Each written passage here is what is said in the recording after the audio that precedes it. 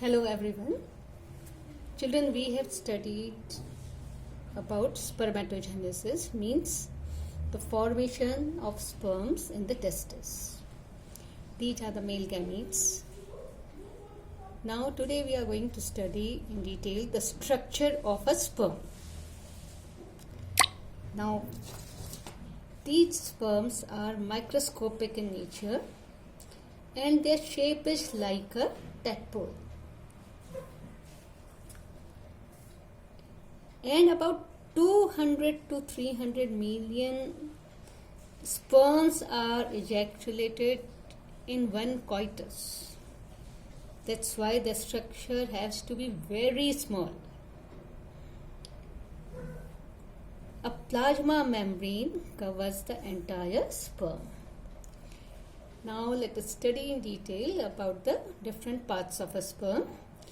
If you see, the sperm consists of 4 important parts: head, neck, middle piece and tail.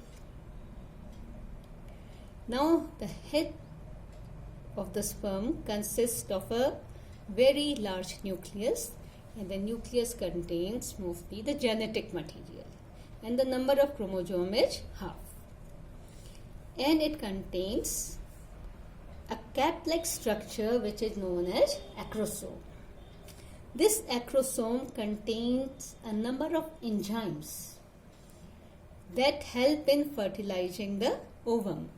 Means these enzymes help in penetrating the ovum because the ovum is covered by many layers of protective coverings.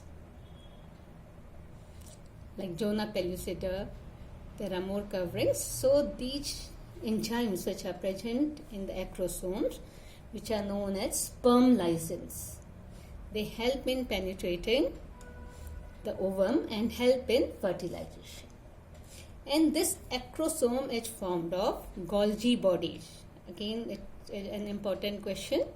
Acrosome is formed of Golgi bodies and helps in penetrating the ovum for fertilization. Now comes your very small part. This is known as neck piece. This neck contains 2 centrioles. One is the proximal centriole and one is the distal centriole. This proximal centriole mostly helps after fertilization. When the zygote is formed, it helps in the cleavage. Cleavage means dividing the zygote into 2 parts. Formation of the spindle fibers which are needed for mitosis. So this proximal centriole helps in the first cleavage division after fertilization of the zygote. And second is the distal centriole, which forms the axial filament of the tail region. Now comes your middle piece. Middle piece contains a large number of mitochondria which provide energy for the movement of the sperms. So, as you know, mitochondria are known as the powerhouse of the cell. So, they help in providing energy. And last part is the tail region. It is the region which helps in movement in search of the ova. So these are the main 4 parts, very easy. Head contains 2 parts: nucleus, which contain the genetic material; acrosome, which contains enzymes which help in fertilizing the ovum. Middle neck piece contains 2 centrioles. One helps in cleavage of the zygote and the distal centriole helps in making the axial filament. The middle piece contains mitochondria which provide energy for the movement of the sperms, and the tail helps in movement of the sperm. Tail is the largest region of the sperm.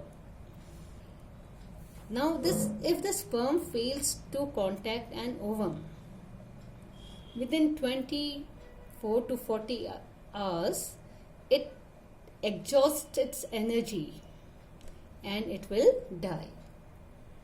And sperms are the only cells in humans which have flagella.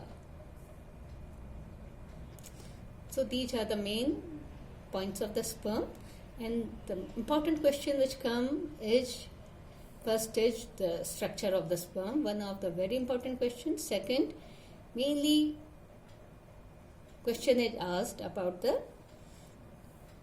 functions of acrosome and the middle piece. But you should know every part and try to learn and draw the diagram of the sperm. Thank you.